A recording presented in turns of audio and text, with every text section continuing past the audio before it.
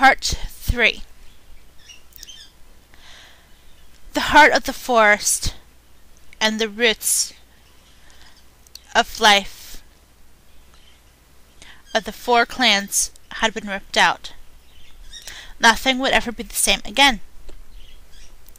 Squirrelpaw wondered how their warrior ancestors could bear to look down from Silverpelt at the ruined clearing. Webfoot told us they had destroyed the 4 trees, but I didn't think. Her voice trailed away as her father looked at her, sympathy in his eyes. "Come on," he hissed, leading them down the slope.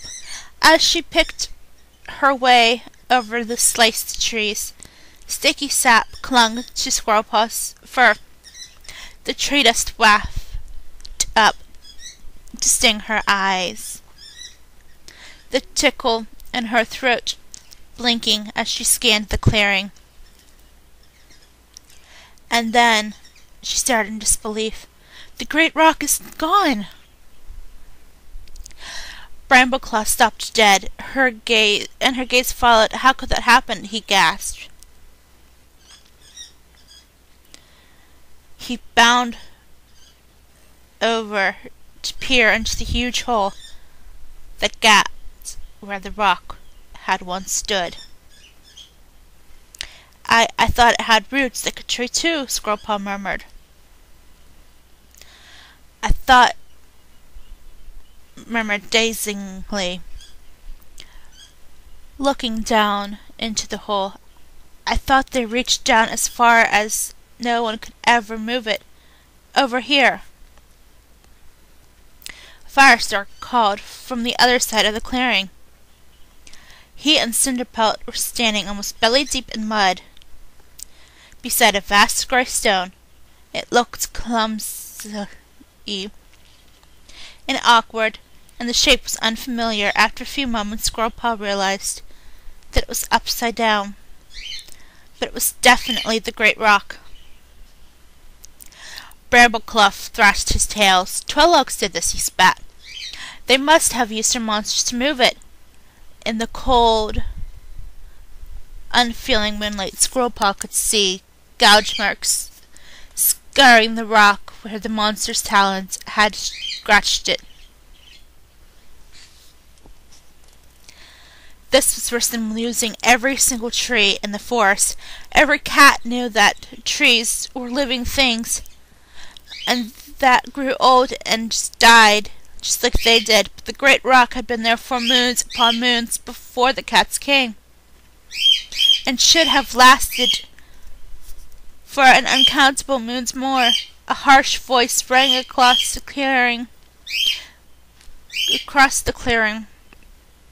"There will be no more gatherings now." Squirrelpaw recognized Blackstar's meow as the shadowy movements on the logs around them told her that the scent of sap had disguised that there were other cats here already. Remembering Mouseburst's dire warnings of an ambush, she looked closely in the half-light and spotted, with a twinge of relief, Tawnypelt, Crowpaw, and Stormfur among them. Tawnypelt, Brambleclaw ran over to welcome his sister. Squirrelpaw heard a disapproving growl rumble in Firestar's throat, and her paws prickled with frustration. How could he question their loyalty when they're only working together to save the clans? Each cat had brought their leader and medicine cat too, but Squirrelpaw felt a joy of surprise that 2 other cats joined them. Mudfur, the elderly RiverClan medicine cat, had brought his apprentice Mothwing, and Mothwing's brother Hawkfrost had come too. Squirrelpaw recognized them from Leafpaw's descriptions. The dark brown Tom wasn't looking at the great rock, but watching the other cats, his ice-blue eyes expressionless in the moonlight. "It cannot be true," Mudfur hissed, staring at the great rock.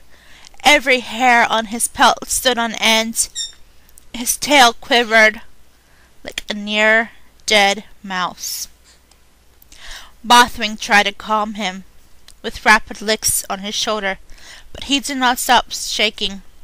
Cinderpelt picked her way awkwardly across the logs, her injured leg barely touching the ground, and she pressed her body against his. Squirrelpaw followed her father as he joined the other cats at the bottom of the great rock. She glanced at Crowpaw, Stormfur, and Tawnypelt, desperate to know how their clans had received them. But they